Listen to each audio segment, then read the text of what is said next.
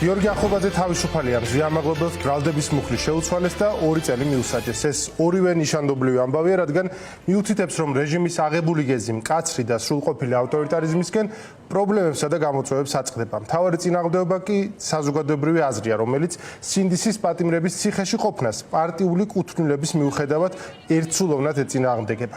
გიორგი ახობაძე რომეო ტყეშელაშვილმა გაამართლა, მას ნამდვილად არ გამოუჩენია აქამდე თავი კლანისთვის წინააღმდეგობის გაწევით. პირიქით, მისი შემდგომი გადაწყვეტილებები, ასევე სინდისის პატიმრების სხვა განაჩენები გვიჩვენებს, რასთან გვაქვს საქმე.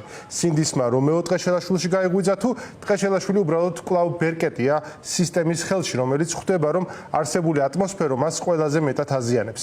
გიორგი ახობაძის საქმე ნიშანდობლივია, მას ძალიან მძიმე ბრალდება ჰქონდა წარდგენილი და ბრალს არანაირი კავშირი არ ჰქონდა პროტესტთან. მას ნარკოტიკი ჩაუდეს და 8-დან 20 წლამდე პატიმრობა ემუქრებოდა.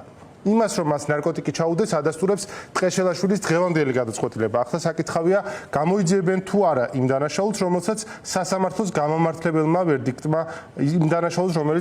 გამამართლებელმა ვერდიქტმა გამოავლინა. ვიღაცამ ხომ ჩაიფიქრა ეს დანაშაული შემდეგ აღასრულა. ეს მარტივად არ ხდება, ბოლოს და ბოლოს ჩასადები ნარკოტიკი ხომ უნდა მოიტანოს საიდანვე. ეს სრულყოფილი ოპერაციაა, რომელსაც წინასწარი ფართო ოპერატიული მუშაობა სჭირდება.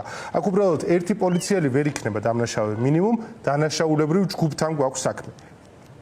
სინამდვილეში რა მოხდა დღეს? გავიგებთ მაშინ, როცა სხვა საქმეებზე, სადაც ასევე ნარკოტიკი ჩაუდეს ადამიანებს, გადაწყვეტილებებს გამოიტან სასამართლო. არც ერთ ამ საქმეში არ იკვრება მტკიცებულებათა ერთობლიობა. არსად არაა ნარკოტიკის ამოღების სუფთა და უწყვეტი კადრი, სადაც მოწმეებიც იღებენ მონაწილეობას.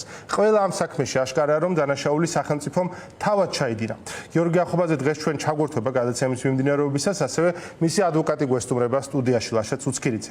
ბათუმში კი ნინო სახელაშვილის ხელით განაჩენი ირაკლი დგებუაძეს გამოუტანეს. სწორედ ასე შეიძლება შეფასდეს ის, რაც დღეს ქალაქ ბათუმში მოხდა. მზიამაღლებელს 2 წელი მიუსაჯეს, ოღონდ დგებუაძის ნატკენი ლოყა არავის ჩაუთვლია დანაშაულად. ამხელა კაცი ტყუილად ალაპარაკეს, ატირეს და საჯაროდ შეარცხვინეს. უბრალოდ დასჭირდათ და გამოიყენეს. ახლა კი გადააგდეს. დანაშაულად არც კი ჩათვალეს ის, რის გამოც ამდენი ილაპარაკა ბათუმის პოლიცმეისტერმა.